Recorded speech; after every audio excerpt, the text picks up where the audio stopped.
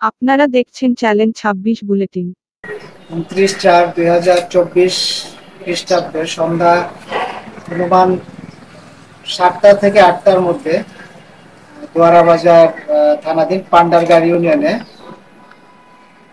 তমা আক্তার, যার বয়স হচ্ছে 18 এবং সে এইচএসসি দ্বিতীয় বর্ষের ছাত্রী। তার বাবার নাম হচ্ছে ফরিদ মিয়া।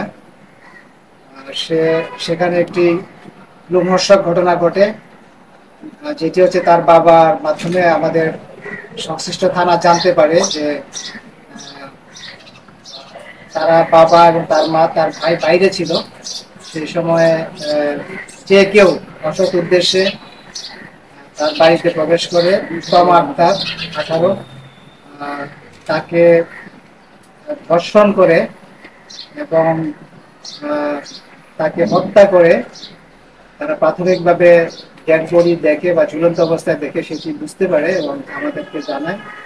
জানানোর পর সাথে সাথে থানা পুলিশ সেখানে যায়, গিয়ে প্রাথমিকভাবে অনুসন্ধান করে। যেটা জানা যায়, তারা যেভাবে জামশন করেছিল যে এই মেয়েটিকে বাড়িতে কেউ ছিল না, এই সুযোগে যে কেউ একজন, তারা তখন পর্যন্ত আসলে শনাক্ত করতে পারে নাই যে কে হতে পারে। সেইভাবে আমাদের ইনফর্ম করার পর আমাদের ঊর্ধ্বতন কর্তৃপক্ষ সহ থানার অফিসাররা সেখানে যায়, গিয়ে পুরো ঘটনাটি প্রাথমিকভাবে অনুসন্ধান করে।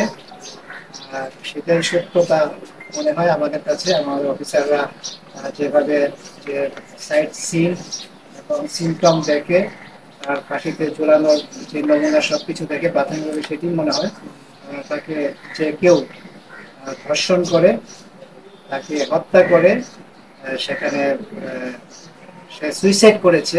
এইভাবে একটি পরিস্থিতি তৈরি করে তাকে সেখানে ঝুলিয়ে রাখে।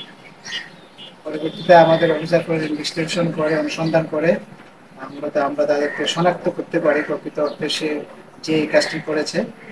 পরবর্তীতে তাকে শনাক্ত করে আমাদের ঊর্ধ্বতন পুলিশ সদস্যরা স্পেশাল টিম করে আধুনিক তথ্য প্রযুক্তি ব্যবহার করে সেখানে একটি ফেলে যাওয়া বাটন ফোন, যে ফোনটি তারা পরিবারের সবাই ইউজ করত, সেই ফোনটি সূত্র ধরে তথ্য প্রযুক্তির মাধ্যমে এবং আমাদের টিম ঊর্ধ্বতন পুলিশ অফিসারদের নেতৃত্বে সারা রাত কাজ করে 6 ঘন্টার মধ্যে ভোর 6:30টার সময় আমরা এই ঘটনার সাথে সম্পৃক্ত যে আসামি প্রাথমিকভাবে আমরা যাকে টার্গেট করেছি এবং সেই ঘটনার প্রেক্ষাপট বিবেচনা করে তাকে গ্রেপ্তার করতে সক্ষম হয় এবং সে প্রাথমিকভাবে জিজ্ঞাসাবাদে ঘটনার সত্যতা স্বীকার করে এবং এই ঘটনায় প্রচলিত আইনে মামলা রুজু হয়েছে এবং আসামিকে সময়ের মধ্যে আদালতে সোপর্দ করা হয়েছে।